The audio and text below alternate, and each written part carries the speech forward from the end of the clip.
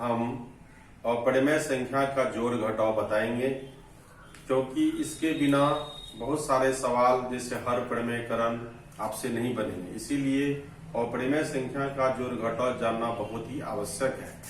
Higher class के लिए बहुत जगह इसकी जरूरत है, इसलिए जानना है कि जैसे कि हम बता रहे हैं, एक एग्जांपल लेते हैं कि √3 जो √3 या 2√3 कैसे हुआ 2√3, 2 कहां से आया। तो हमको जानना होगा कि यह √3 के आगे एक साइलेंट है और एक साइलेंट है जो नहीं लिखा जाता है, और यही एक और एक मिल करके जो है यह 2 बन गया, यानी कि 2√3। समझ में आ गया।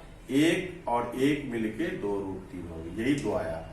जैसे 2√5 जोड़ 3√5, तो ये 2 और 3 मिलकर के 5 बन गया और √5 हो गया। इसी तरह से 4√6 प्लस 3√6 यह बन गया, 4 और 3 को जोड़ देंगे, हो गया √6। एक चीज और ध्यान रखना होगा कि जब रूट के अंदर की संख्या समान रहेगा तभी हम इसके गुणक जो है इसको हम जोड़ेंगे। इसको हम जोड़ेंगे तो ये हो जाएगा 7√6, 4 और 3 मिलके बन गया 7, 7√6 हो गया। अगर रूट के अंदर की संख्या अगर समान नहीं है तो यह नहीं जुटेगा, यह आपस में नहीं जुटेगा।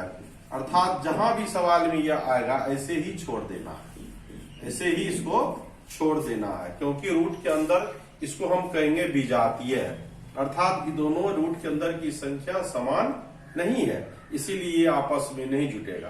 तो इसका नियम हो जाएगा कि अगर रूट के अंदर की संख्या समान रहेगा तभी हम इसके गुणक को परिमेय संख्या इसको हम जोड़ेंगे, अन्यथा अगर घटाव का चिन्ह रहेगा तो घटाएंगे।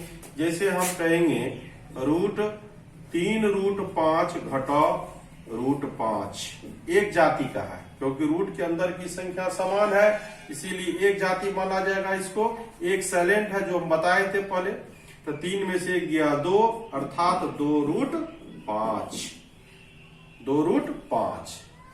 अगर यह फिर अगर अलग अलग रहेगा, रूट के अंदर की संख्या अलग अलग रहेगा तो फिर यह नहीं घटेगा, न जुटेगा। इसका यही नियम है कि रूट के अंदर की संख्या समान रहेगा, इसके आगे के जो गुणक है इसको हम जोड़ेंगे या घटाव का चिन्ह रहेगा तो घटाएंगे। बस इसका सीधा यही इसका नियम है।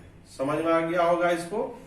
हाँ, इसी तरह से जैसे 5√7 घटाव 3√7 एक जाति का है तो घट सकता है, आराम से घट सकता है। 5 में से 3 गया, घटा देंगे 2√7। फिर इसी तरह से जैसे अलग अलग रहेगा, जैसे दिया रहेगा जैसे √8 घटाव √3, रूट के अंदर की संख्या समान नहीं है इसीलिए यह नहीं घटेगा। समझ में आ गया। यही है अपरिमेय संख्या का जोड़ घटाव। समझ में आ गया होगा। अब हम इसके बाद